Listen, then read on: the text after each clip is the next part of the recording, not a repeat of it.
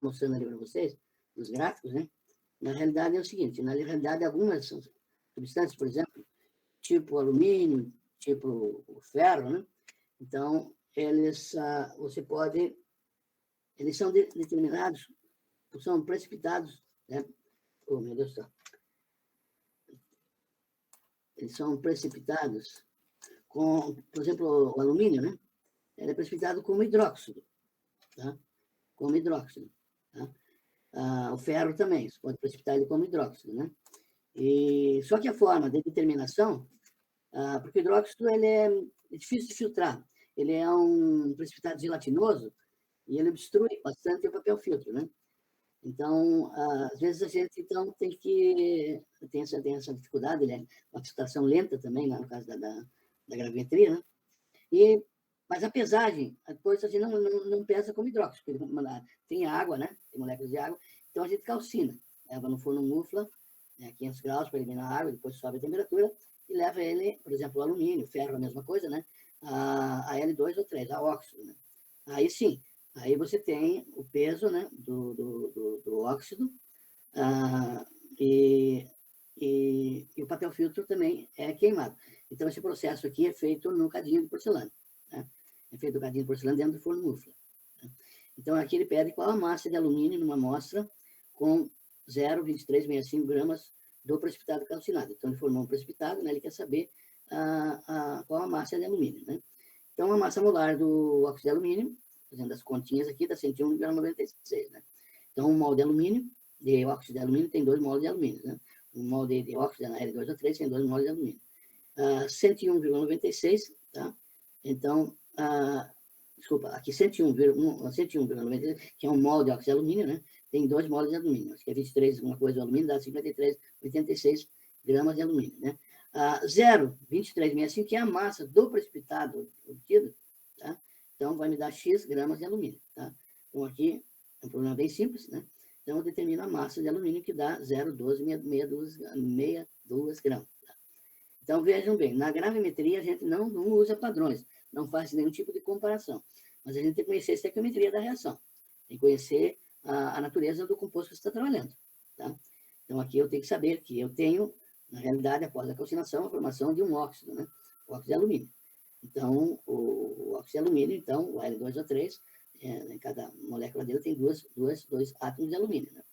Então, aqui, se eu conheço a massa molar, eu determino a massa do alumínio, né? Então, conhecendo a massa que foi obtida na precipitação, na formação do precipitado calcinado.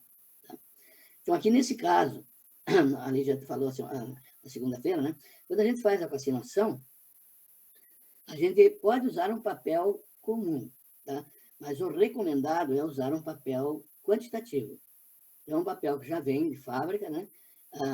Com tamanho padrão, né? E você tem também a questão da massa da cinza que se forma, tá? Então, essa massa da cinza você desconta da massa do precipitado. Então, provavelmente aqui no exercício ele já descontou a massa da cinza do papel filtro, tá?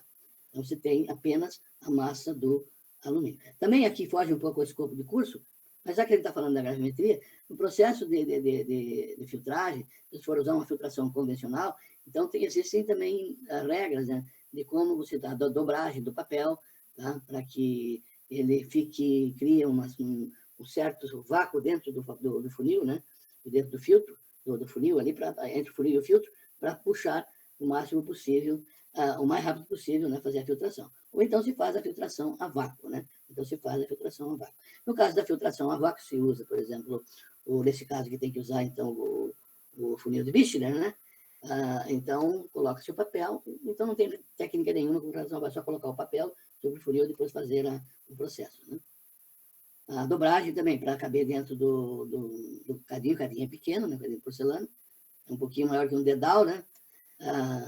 Então, você tem que usar tem uma técnica também de dobragem, né?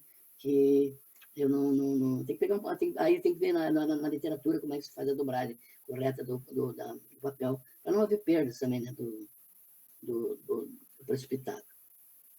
Uma amostra de 0,4671 gramas contendo hidrogênio carbonato de sódio foi dissolvida e titulada com 40,72 ml de uma solução padrão de HCl 0,0 0,1067 mol. Tá? Então, aqui no nosso caso, esse HCl é o padrão. Tá? Ele é um padrão. Tá? Sabendo que a reação... então, eu tenho o hidrogênio carbonato, né? Mais o H+, estão formando água e CO2. Tá? Calcule a porcentagem de bicarbonato de sódio da amostra. Então, eu tenho que o número de moles do ácido, do meu padrão, né?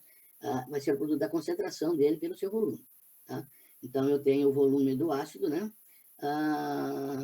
E tenho a concentração. Então, a concentração vai ficar 0,1067, né, que é a concentração do ácido clorídrico, vezes o volume. Aqui o volume, então, em litros. Né? Quando eu trabalho em ml, tá? Então, em vez de mol, eu tenho milimol. Tá? Em mol, eu posso trabalhar com ml, só que daí eu não vou ter mol por litro, eu vou ter milimol. Tá? Então, tem que tomar esse cuidado. Mas aqui, no caso, eu já fiz a conversão, né, para litros, então eu tenho o número de moles de 4,345 vezes 10 a menos 3 moles, né? Então, que é o número de moles do ácido. Como no ponto de equivalência, então, o número de moles do padrão é igual ao número da amostra que está trabalhando, né? Então, nós podemos fazer a determinação aqui do número. Então, o número de moles do HCl vai ser igual ao número de moles do hidrogênio carbonato, tá? Então, o número de moles do hidrogênio carbonato também vai ser 4,345 vezes 10 a menos 3, tá? Então, eu posso, então, determinar aqui a massa, né? Eu posso determinar a massa do hidrogênio carbonato de sódio. Tá? Então, a massa vai ser o número de moles, que é esse número de moles que nós calculamos aqui, que é o mesmo do ácido clorídrico, né? Vezes a massa molar do hidrogênio carbonato. Então, fazendo as continhas aqui, eu chego numa massa de 0,3650 gramas de hidrogênio carbonato de sódio. Tá? Então, a massa da amostra é 0,4671 gramas, né? Então, em 0,4671 gramas de amostra, tá? Eu tenho 0,3650, né? Que é essa massa aqui de hidrogênio carbonato de sódio. Tá? Então, em 100 gramas de amostra, tá? Uma regrinha de 3, eu vou ter X gramas, vou passar por cento isso aqui, né? Então, eu vou ter aqui que eu tenho 78,14% de hidrogênio carbonato de sódio, que foi o que o problema estava pedindo. Calcula a porcentagem do hidrogênio carbonato ou do bicarbonato de sódio na amostra. Tá? Isso aqui é uma questão vestibular que eu peguei da Unesp, né? Um analista químico de uma indústria de condimentos, ó, peguei porque é dentro da área de vocês aí, tá? Então, um analista químico de uma indústria de condimentos analisa o vinagre, produzido por meio da destilação volumétrica. Tá? Então, utilizando solução padrão de hidróxido de sódio. Por falar nisso, o hidróxido de sódio é um padrão primário e um padrão secundário. Alguém lembra? Alguém lembra? O que é padrão primário e o que é padrão secundário? Eu falei na aula passada sobre isso. Tá? O hidróxido de sódio é um padrão secundário, tá? Porque ele é higroscópico. Ele absorve a umidade do ar. Tá? Então, eu tenho que usar um padrão secundário para fazer a padronização do hidróxido de sódio. Tá? O hidróxido de sódio é um padrão secundário. Tá? Então, eu tenho que padronizar eles antes de uma titulação com um padrão primário. Tá? Então, a solução padrão de hidróxido de sódio, tendo a fenolftalina como indicador. Tá? Sabendo que são utilizados 25 ml de vinagre em cada análise, e o vinagre é uma solução contendo 4,8% massa, volume de ácido etanóico ou ácido acético, né? Que a concentração do titulante é igual a 1 mol por litro, e são realizadas 3 análises por lote, e que são analisados 4 lotes por dia. Tá? Calcule a quantidade média em gramas de hidróxido de sódio consumida para a realização das 264 análises feitas por esse analista em um mês de trabalho. Então, apresente seus cálculos. Tá? Então, aqui é o seguinte. Então, aqui eu tenho a titulação, né? Então, só lembrando, né, que no caso da titulação, nós temos, então, o titulante, que é o nosso padrão de hidróxido de sódio, que vai na bureta, né? O Erlenmeyer. E aqui eu tenho a solução a ser analisada, no caso o vinagre, mais o indicador. Né? Então, o que significa 4,8%, que é a concentração de ácido acético no vinagre, né?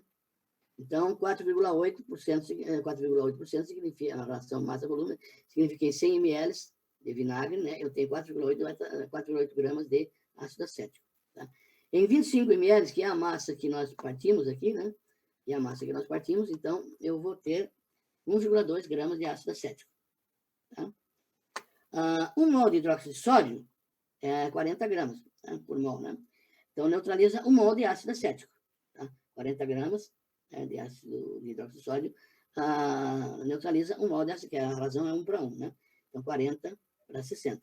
Tá? 1,2 gramas, que é a massa de ácido acético, vai precisar 0,8 gramas de hidróxido de sódio. Tá? Então, em cada análise são 0,8 gramas de hidróxido de sódio. Nas 264 análises serão consumidas, né? 250,08. Então, vai dar 211,20 gramas de hidróxido de sódio gastos por mês, né? Para realizar essas análises aí. Tá? Agora, com relação às soluções tampão, tá? A Lídia já explorou bastante esses exercícios, então só vou dar uma rápida pincelada aqui, tá? Mas um tampão contém 0,1 mol do ácido e 0,3 mol do sal, né? Em 1 por litro. Então, a constante do ácido, né? A constante do ácido é 1,095. Eu calculo o pH desse tampão. Então, nós temos aquela famosa equação de Anderson-Rosenbeck, né? Que é o pH igual ao pKa mais o log da concentração do sal sobre a concentração do ácido, né? Então, vai ser o pKa, que é 475 de 1,095, mais o log da concentração de 0,13 e 0,10. Então, dá um pH de 4,86. Tá? Então, isso aí é bem... O quinto problema, 5 litros de uma solução aquosa, 0,3 mol por litro de ácido metanóico, foram utilizados para preparar uma solução tampão. É correto afirmar que, para preparar esse tampão, é necessário misturar essa solução com 5 litros de solução aquosa de 0,3 mol de quê? Tá? No caso do ácido metanóico, né? Eu posso usar ácido perclórico? Vai formar tampão com ácido perclórico? Ácido com ácido? Não, tem que ser ácido com sal. Né? Mas que tipo de sal? O sal que tem o íon comum. Tá? Então, aqui, o ácido perclórico não tem nada a ver com a história. Hidróxido de lítio também não tem nada a ver com a história. Tá? É um hidróxido. E o cloreto de potássio também não tem nada a ver com a história, que não tem íon comum com o ácido metanóico. Né? A etilamina também não tem nada a ver, é uma base, né? Orgânica, fraca, não tem nada a ver. Então, a resposta correta, eu já deixei assinalado aqui, né? É o metanoato de sódio, né? Aí sim, aí eu tenho o sal, né? Comum, né? Que tem o ânion comum, o íon comum ao ácido, né?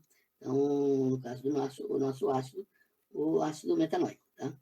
Então, tem que tomar cuidado sempre com esse tipo de não é qualquer coisa, tem que ser um sal que tenha um ânion comum com o ácido ou a base que você está trabalhando. Tá? Essa sexta questão aqui, então, da UEL, tá? Paraná.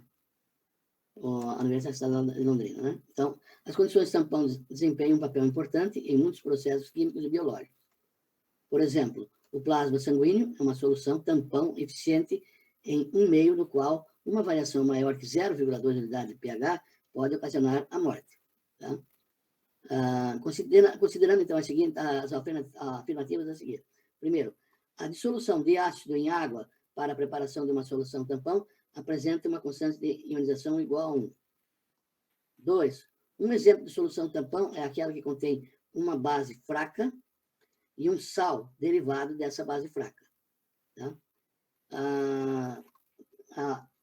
Afirmativa 3. Adicionando-se quantidades molares semelhantes de um ácido acético e de acetato de sódio à água, obtém-se uma solução tampão.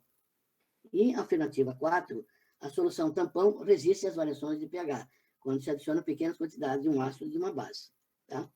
Então, a única que não se enquadra aqui dentro do assunto tampão é essa aqui, né? Primeiro, a dissolução do ácido acético em água pura para a preparação de uma solução tampão apresenta uma constante de ionização igual a 1. Tá? Não é, né? Então, isso aqui está fora. Então, as respostas que estão dentro do tampão aqui, que digamos, são coerentes com o assunto tampão, é a 2, a 3 e a 4. Tá? Então, a resposta aqui é a N. Somente as afirmativas 2, 3 e 4 são corretas. Tá? Um outro exercício, o número 7, né? Então, o pH de uma solução tampão formado pela mistura de uma solução 0,1 mol por litro de ácido acético e solução 0,5 mol por 0,5 mol por litro de acetato de sódio. É semelhante àquele outro problema que eu mostrei ali em cima, o 2 e o 3, tá? É a mesma coisa. Então, só fazendo as continhas aqui, eu pego a equação de Anderson-Rosenbeck e faço os cálculos, igual cálculo do primeiro lá, né? Então, eu vou determinar que o pH vai ser 5,45, tá? Mas é o mesmo problema que nós fizemos lá, que foi no, deixa eu ver aqui, no problema número 4. Mesma coisa do 4, mesma coisa, tá? Mesma coisa do 4. Então, vou te dar uma olhadinha aqui, mas a resolução é a mesma. Então, aplica na equação de Anderson, né? E faz uma determinação do pH. E assim você pode também, conhecendo o pH, conhecendo o pKa, você pode determinar a razão, né? As proporções aí que você vai fazer o teu tampão. 8. Assinale um sistema que funciona como solução tampão. Então, hidróxido de sódio e ácido clorídrico. Um ácido forte e uma base forte. Tá? Não tem nada a ver. Tá? Cloreto de sódio e ácido clorídrico. Então, sal, né? Só que aqui eu tenho um ácido forte, né? E um sal oriundo desse ácido forte, cloreto de sódio. O bicarbonato de sódio, carbonato de sódio, o cianeto de sódio, carbonato de sódio, também não tem nada a ver. Então, a única resposta que se adequa aqui à questão tampão é o acetato de sódio, né? Que é um sal de um ácido fraco, né? E o ácido é misturado com o seu ácido forte, dá aquele efeito incomum, e aí ele trabalha como tampão, tá? A nona.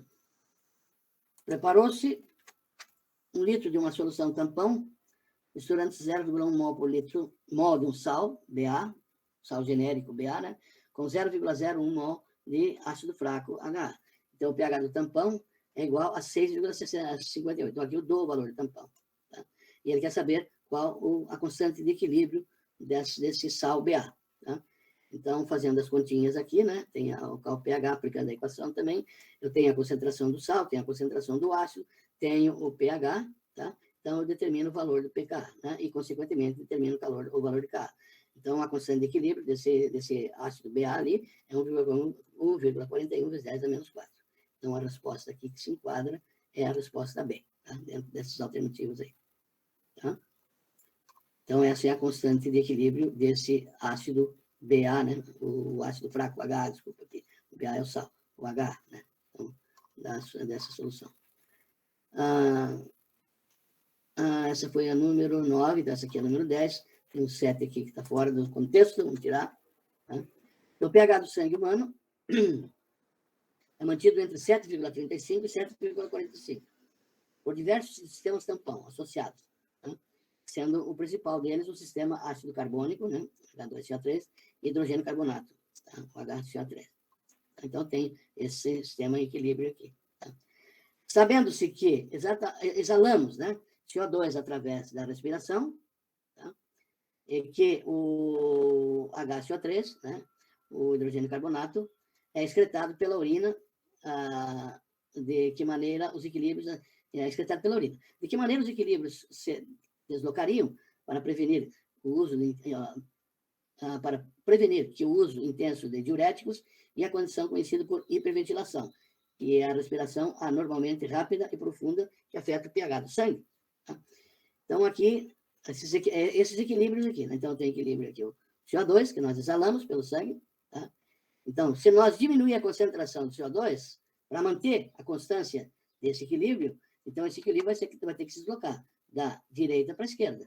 Tá? Da direita para a esquerda. Certo? Se nós exalamos. E se nós tomamos o diurético e que nós vamos, então, eliminar o hidrogênio carbonato pela urina, então o equilíbrio vai se deslocar da esquerda para a direita agora. Então, esses equilíbrios vão ficar nessa brincadeira. Então, se eu eliminar CO2 pela respiração, para manter a constância, esse equilíbrio vai se deslocar para cá, da direita para a esquerda.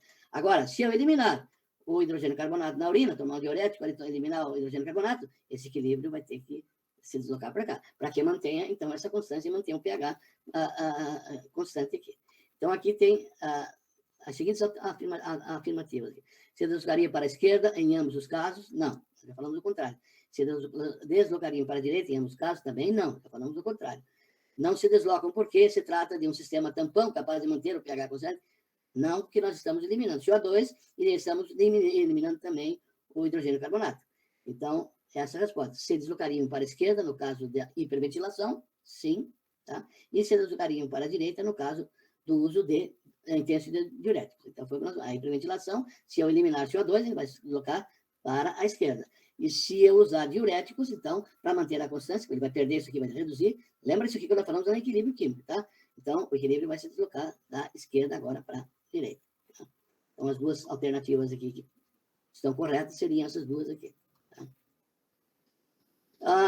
Eu não sei vocês que são da área de alimentos, né, já perceberam, né? Mas o repolho roxo, né? Tem um suco extremamente roxo mesmo, né? E muito bom para a saúde, inclusive, tá? Muito bom para a saúde. Então, o indicador de repolho roxo é obtido através da extração das substâncias presentes nas folhas do legume, ou do próprio fruto também. Em solução neutra, esse indicador apresenta coloração roxa. Tá? Então, se lembra que o indicador ele se desloca, dependendo do pH, ele se desloca ou para a esquerda ou para a direita, tá? O equilíbrio deles. Então, marque dentre as alternativas a seguir aquela que melhor classifica a natureza desse indicador. Tá? A, indicador ácido, base, sintético, não é sintético, é natural. Tá? Indicador de acidez natural, tá? Não é só de acidez, não é só de acidez. Tá? Indicador de substâncias neutras, não é substâncias neutras, ácido, base. Então, indicador ácido, base natural. Sim, aqui sim. Aqui, então, ele se enquadra. Isso aqui quase que chega lá, mas o que completa mesmo é a resposta número D. É um indicador ácido, base natural. Tá? Eu já fiz algumas, a gente já fez algumas experiências, né? Com esse indicador aqui. E ele funciona bem direitinho. O azul de brontimol é um indicador ácido base bastante utilizado em laboratórios, no controle de pH da água de aquários. Quando adicionado ao vinagre, o ácido acético, sua coloração muda para o amarelo. Tá? Mas em contato com a solução de soda cáustica, hidróxido de sódio, permanece azul. Se você usar um canudo para soprar dentro de uma solução aquosa de azul de brontimol, a coloração mudará de azul para o amarelo.